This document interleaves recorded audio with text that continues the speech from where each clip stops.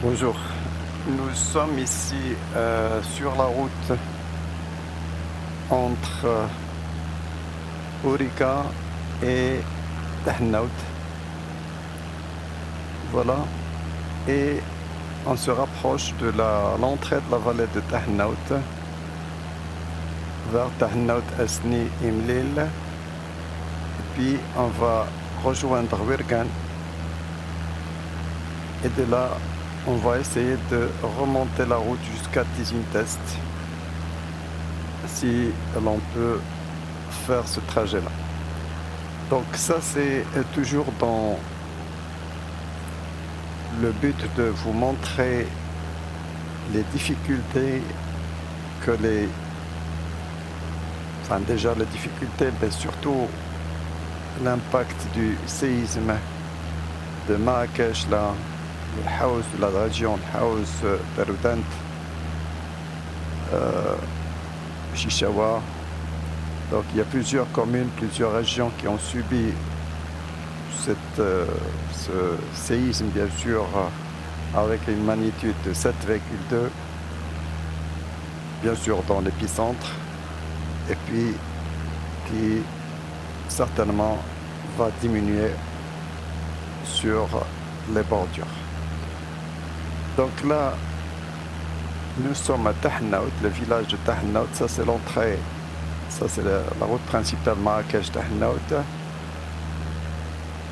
Et là, on va rentrer dans la vallée que j'avais présentée plusieurs fois, enfin au moins une fois, bien sûr. Mais là, c'est Tahnaout, le village. On a ici le Douar Sor et les autres douars avoisinants. Donc à droite, c'est juste au-dessous ici, c'est Douar Sor qui a subi de très grandes destructions quand même dans les terres, enfin dans les maisons en terre. Les autres douars n'ont pas été bien sûr moins affectés. Bien sûr, il y a des maisons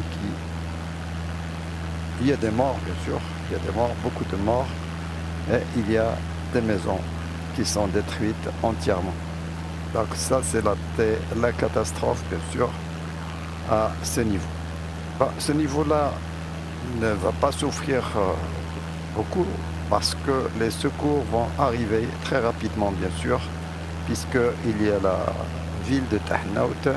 Si je peux m'arrêter un petit peu pour vous montrer l'aspect général.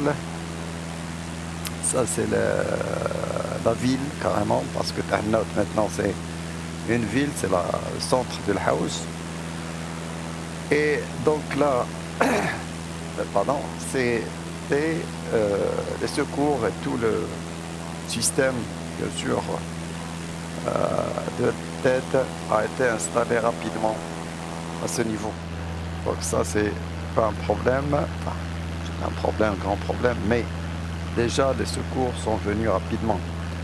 Bon, plus on avance, plus les choses vont se compliquer, bien sûr, parce que déjà là, on va avancer dans une grande vallée et les routes, ici la route de Tahnaout Moulay Ibrahim va subir des dégâts rapidement, parce qu'il y a des chutes de gros blocs quand même de ce vizien supérieur là, de carbonifère que vous voyez ici, qui va laisser tomber beaucoup de blocs ici sur cette route, surtout à ce niveau-là. Donc la route a été endommagée quand même dès les premières minutes du séisme, ce qui va faire un petit retard quand même dans l'arrivée des secours. Mais ici, le grand problème, bien sûr, c'est surtout Moulay Ibrahim, que vous voyez ici, le village Moulay Ibrahim, que beaucoup de vidéos, parce que c'était très proche, donc on a l'arrivée des vidéos, des premières vidéos, c'était Tahnaout et Moulay Ibrahim. Donc les premières vidéos sur les réseaux sociaux sont arrivé très rapidement, le lendemain matin presque, et on avait été choqué par les vidéos qui arrivaient. Ces maisons que vous voyez ici, bien sûr ici c'est pas les vraies maisons parce que là c'est une reconstitution par les algorithmes de BIM, bien sûr des images 3D de BIM, mais là il y a plein de maisons, disons très anciennes, il y a même des maisons où il y a des visiteurs parce que là c'est une région touristique, bien sûr, il y a du tourisme national qui arrive de tous les côtés du Maroc. Et donc les gens viennent passer une nuit ou faire leur pèlerinage, si on peut dire, pour la Zawiya de Moulay Ibrahim, pour ce lieu saint, enfin, disons, c'est un saint Moulay Ibrahim, bien sûr. Donc là, c'est beaucoup de morts quand même. Il y avait beaucoup de morts, beaucoup de maisons qui sont détruites entièrement. Et les premières vidéos sont arrivées bien sûr de ce site parce qu'il est très proche. Et voilà donc les premiers, disons,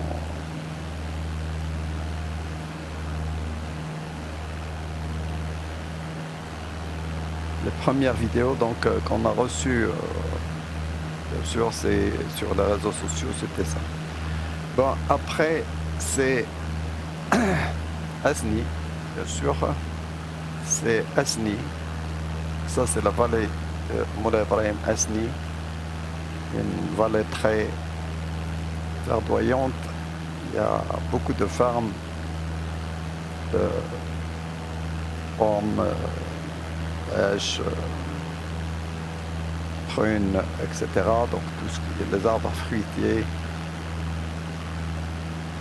Là, les villages, certains villages ont été vraiment très massacrés quand même par le séisme, y compris ça bien sûr, y compris ces villages, certaines maisons de ces villages,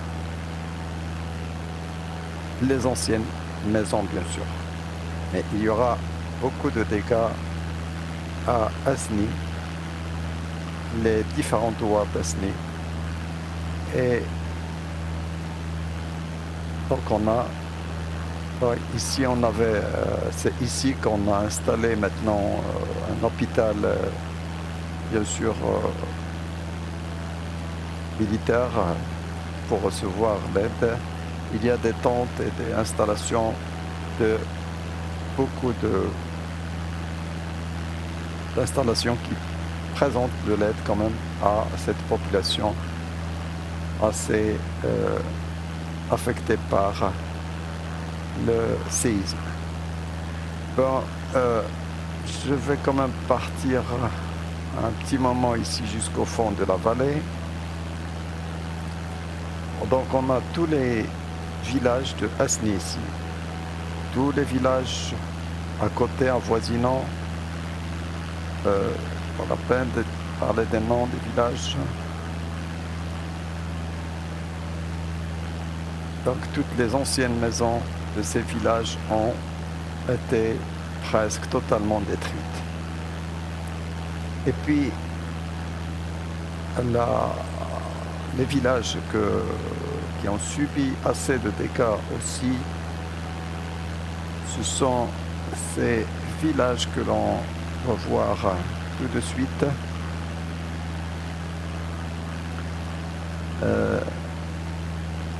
Le premier que l'on va trouver ici le long de la route, pas seulement le long de la route, mais sur la pente, sur la falaise, sur ce versant ici, c'est Tagadir Neitali. Donc Tagadir Neitali, là, c'est un village qui va se trouver sur ce versant ici, qui a subi aussi beaucoup de dégâts. Toutes les anciennes maisons, toutes les maisons ont été affectées. C'est une pente et beaucoup de maisons ont été détruites entièrement ici. Là, Imenourlad aussi.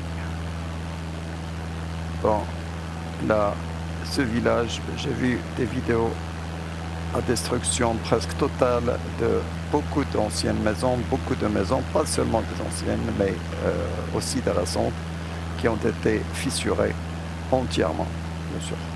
Et puis là, ici, d'autres maisons. Puis le Douar Tinitin que l'on va trouver ici à gauche, et aussi le Douar d'en face a été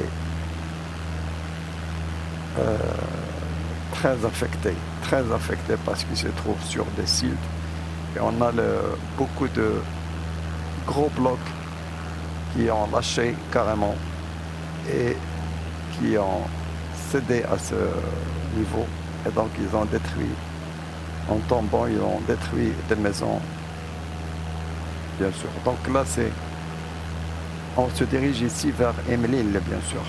Donc là, c'est bien Asni, Imlil. Alors que je ne parle pas de la géologie ici, c'est pas la peine. Ici, c'est des roches cristallines, essentiellement des andésites. Donc ça, c'est le socle andésitique de la région d'Imlil. Et des failles, bien sûr, il y en a partout ici, parallèles aux ailes de l'avion ici, à peu près nord 70. C'est des failles. Vous pouvez voir ici des failles un petit peu de cette direction. D'ailleurs, il y en a ici, tout le long, là. Et on a traversé déjà deux autres failles, grandes failles, bien sûr, à ce niveau. Ou même trois. Donc, on arrive ici à Imlil. À Imlil aussi, beaucoup de dégâts, beaucoup de morts aussi. Il y avait beaucoup de morts. Et l'armée royale a installé des tentes et des refuges ici. Et l'installation des tentes et d'infirmerie, si vous voulez, pour venir en secours à ces villages, tous les villages, parce que là, il y a des nouvelles maisons, mais il y a beaucoup d'anciennes maisons en terre abattues et en briques, tout simplement, de terre. Et là, c'est le problème, bien sûr. Bon, à l'intérieur, Arnott et voilà. Ça, c'est toujours le village Qsba, Arnott, etc. Donc, à l'intérieur, il y a donc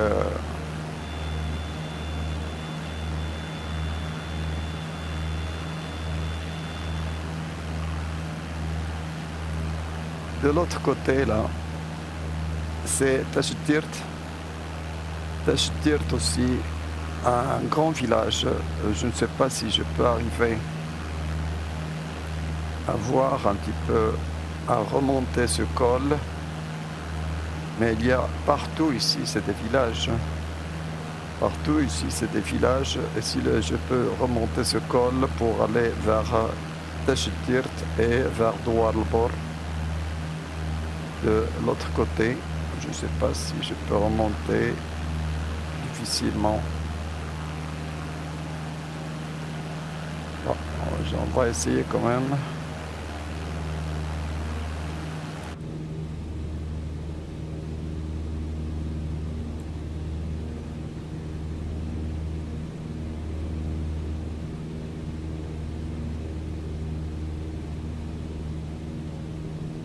Il n'y a rien à régler ici, c'est... Voilà. Là, une route assez difficile quand même pour remonter ce col, pour aller vers le village de Tashtirt.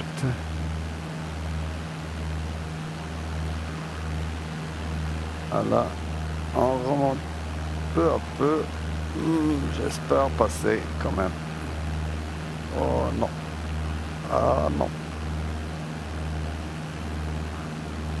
Faut pas lâcher. Voilà, c'est bien.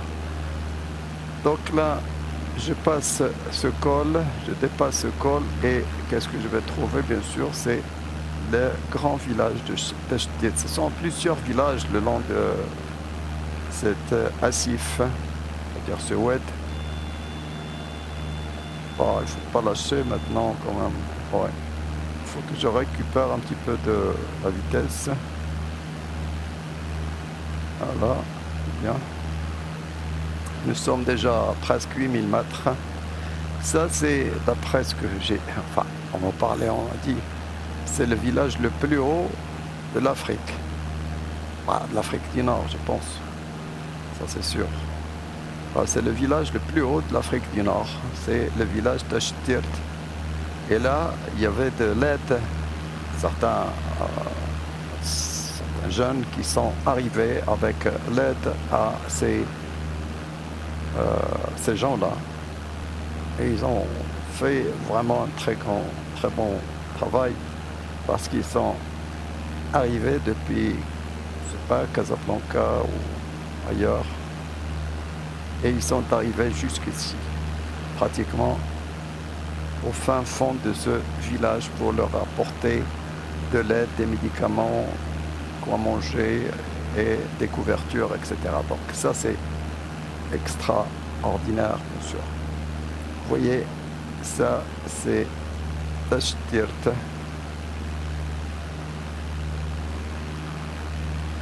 Et là, c'est vraiment le fin fond d'un village isolé. Parce que, à part cette route ici, c'est une route goudronnée. Je l'avais faite. C'est une route goudronnée, mais certainement elle a subi beaucoup de dégâts. Mais l'autre route ici, elle est aussi goudronnée, mais très, très difficile. Ça aussi, on l'avait faite lorsqu'elle n'était pas goudronnée. Donc, tous ces villages sont adossés à la falaise.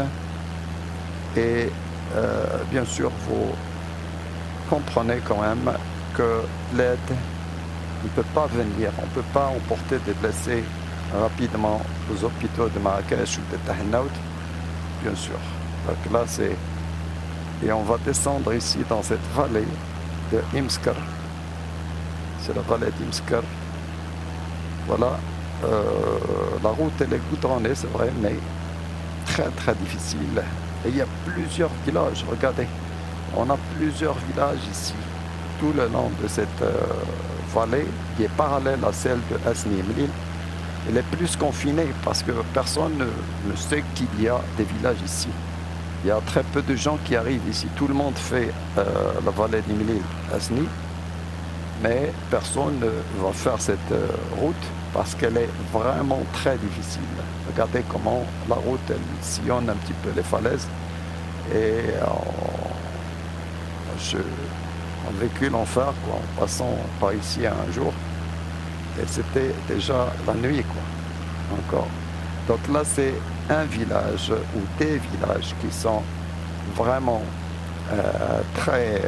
ils sont terre battue la plupart. Et donc, il y avait beaucoup de dégâts dans ce secteur, soit le long de la vallée Imlil, enfin Asni Imlil, soit Imskar. Bon, ici c'est Douar al-Bor. Oui, ça c'est Douar al-Bor et Imskar.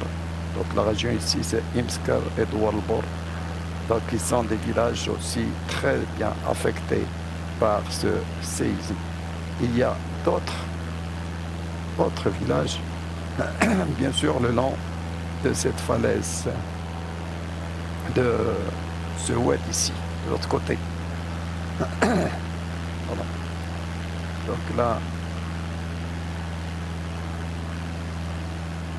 vous voyez quand même le confinement de ces populations ici et les difficultés que les secouristes ont trouvées pour arriver Ah, voilà, ça c'est Douar Imsker, c'est pas le premier. Ça c'est Douar Imsker et El Bor.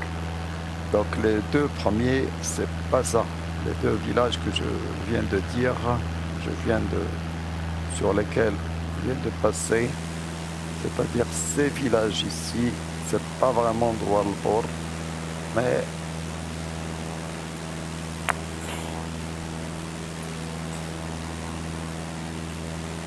c'est pas vraiment Douar El Bor, c'est... Ah, je me rappelle plus vraiment. Donc là, mais ce qui est sûr, ça c'est Douar El Bor et Douar Imsker et Douar El Bor. Donc ça c'est vraiment, je suis sûr.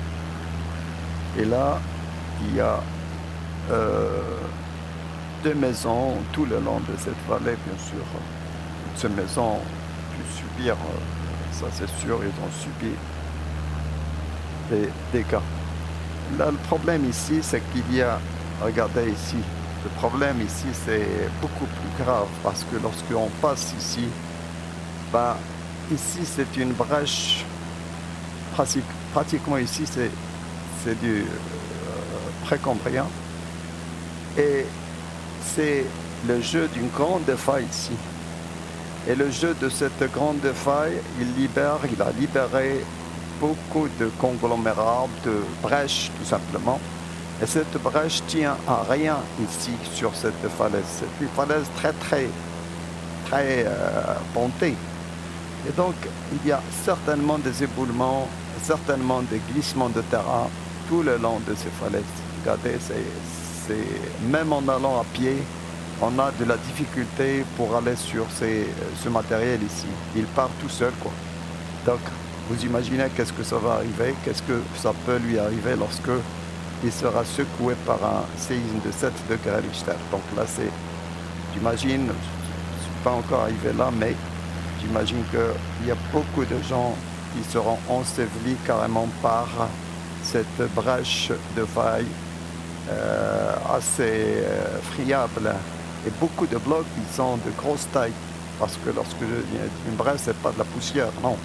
C'est des gros blocs tout à fait libres et libérés et qui peuvent donc s'effondrer à chaque mouvement. Et là, on imagine qu'est-ce qui est arrivé, bien sûr, exactement. Voilà, donc là, c'est déjà une vallée, la vallée de Moulay Ibrahim Asni, Tahnaout Asni Moulay Ibrahim. Ça, c'est... Il y a d'autres villages, bien sûr, sur la route ici qui mène à Asni, qui mène à Ourika. Bon, d'ailleurs, on va faire c'est ça, puisqu'on est venu déjà de cette... On va essayer de rejoindre par la faille ici de Sidi Fels.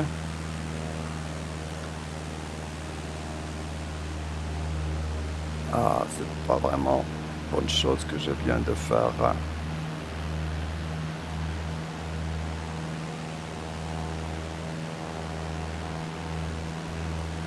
Bon, je vais essayer de passer pour rejoindre la faille de Sidi Fels.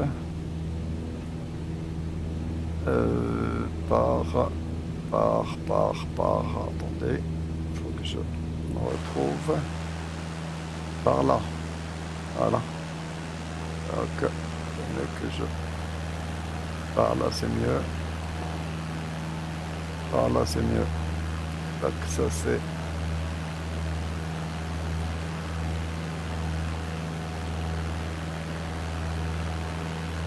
la faille précambrien ici à droite. Vous avez ici le Jurassique qui est en flanc inverse, suivi par l'Apto-Alpien en blanc, flanc inverse bien sûr. Ça c'est inversé carrément, c'est-à-dire que cette faille, elle est inverse et elle a inversé tout ce flanc ici. Tout le flanc sur lequel nous sommes, il est inverse. La base, elle est ici, le sommet, il est par là. La base du Lapto-Alpien, il est là, le sommet est vers le bas. Donc vous comprenez quand même de là le jeu des failles du Haut Atlas.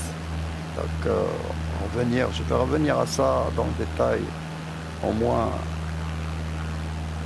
pour montrer quelle est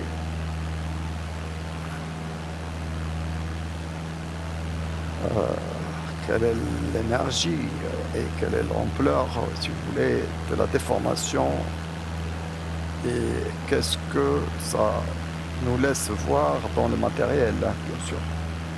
Donc ça c'est du précambrien directement sur du précambrien et face il y a le jeu de la faille à déformer et à créer un pli déversé carrément à ce niveau. Voilà d'autres villages. Vous voyez, ce sont d'autres villages dans cette vallée confinée. Et voilà encore d'autres villages. Regardez. C'est ce qui rend la chose très difficile. Et c'est ce qui, regardez le village adossé à la pente sur le Jurassique ici. Et même pas solide, c'est friable, enfin c'est rouge, c'est friable, c'est des grès, des argiles, des sites. Et là c'est du précambrien face. Et là nous sommes sur la faille, bien sûr, nous passons carrément sur la faille. Voilà. Et on va passer directement sur cette faille, pourquoi pas, traverser vers l'Orica, vers le bassin de l'Orica. Voilà. On arrive peu à peu à traverser ce col. Et de l'autre côté, qu'est-ce qu'on va trouver? On va trouver bien sûr le Carbonifère.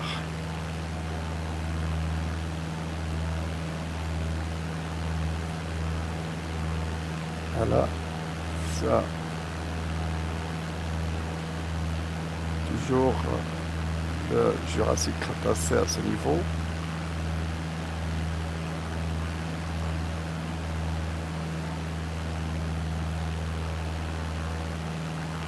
Et puis, on aura une grande faille. On aura par la suite une grande faille qui est la faille de Sidifels qui va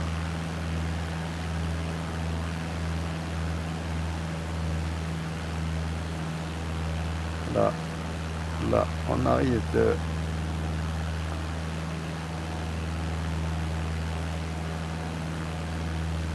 en arrivant par là, c'est la route que vous voyez ici, c'est la route de Lukemden.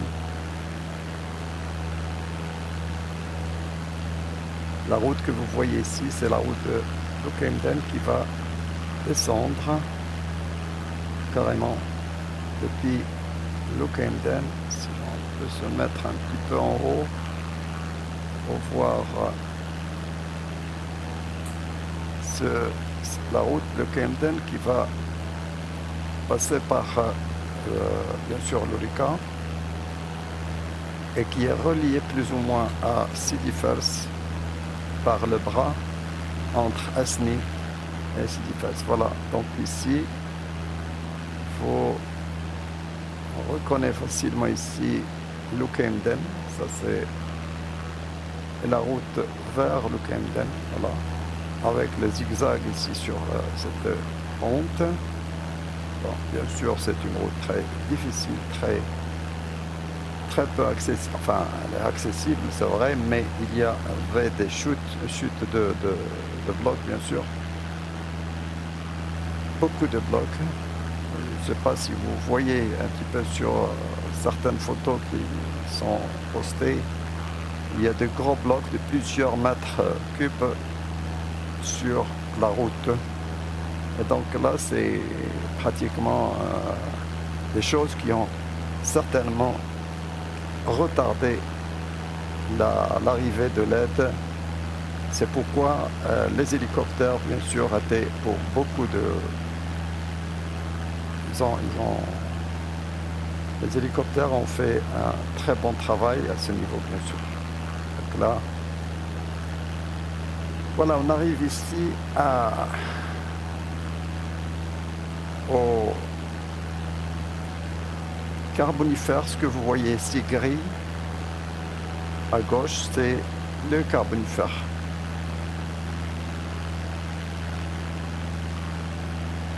C'est du Carbonifère. Et on voit une grande faille, c'est la faille de Sidi Fels qui va passer exactement à ce niveau.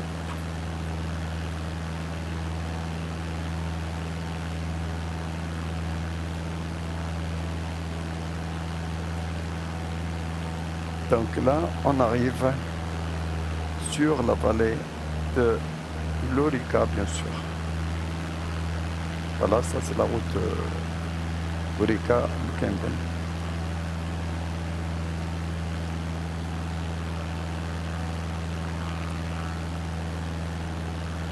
Bon, il faut dire quand même que l'Orica a moins souffert de ce séisme. Pourquoi? Parce que moi je pense que les maisons ont été reconstruites après beaucoup de dégâts qui se sont produits pendant... Donc la faille de Sidi Fels, elle passe pas ici, bien sûr. Après les inondations, les catastrophes que l'Orica avait subies dans le passé, depuis 1995, bon, les maisons ont été reconstruites et les gens un petit peu ont retapé au cou leur maison. Et c'est pour ça que l'on n'entend pas parler beaucoup de morts dans la vallée de l'Orica. Bon, ici, c'est le Carbonifère et là, c'est la discordance du Trias. Ça, c'est le Trias rouge sur le Carbonifère, sur le socle, sur l'anticlinal Orica Z, ce qu'on appelle l'anticlinal Orica Z, constitué essentiellement par le Carbonifère visé supérieur. Donc ça c'est du Trias, regardez ça c'est du Trias, la discordance du Trias sur le Carbonifère. Et là, tous ces villages, ils n'ont pas vraiment été très affectés par le séisme. Certainement, il y a des maisons qui sont fracturées, des maisons qui sont tombées, mais on parle beaucoup moins de morts que dans la vallée d'Esni Mlil, bien sûr. Et là, c'est bien, heureusement, bien sûr. Donc là, c'est la sortie de l'Orica, pratiquement. Il faut dire quand même que ces villages ici ont moins souffert que de la catastrophe du séisme que les autres de la vallée de Moulay Ibrahim. Voilà, on est parti de la vallée de Asni Moulay Ibrahim et puis on est sorti par la vallée de l'Orica. Bon, on n'est pas allé jusqu'à Stifadma, c'est vrai, mais c'est déjà une bonne partie de la vallée de l'Orica. Bien sûr, ici, c'est presque la plaine. Certainement, ça a souffert, les maisons ont souffert des maisons fracturées, etc., mais beaucoup moins de morts que dans les vallées plus à l'ouest ici. Voilà, donc ça c'est vrai que la vallée de l'Orica on n'entend pas parler de beaucoup de morts dans la vallée de l'Orica. Alors que la vallée de Esni, Mlil, Wirgan et la vallée qu'on a vue hier, c'est-à-dire la vallée de Sif el-Mel, elles ont subi vraiment des dégâts énormes. C'était vraiment une catastrophe et beaucoup de morts, beaucoup de dégâts bien sûr. Voilà, je m'arrête ici, bien sûr, on a fait les deux vallées.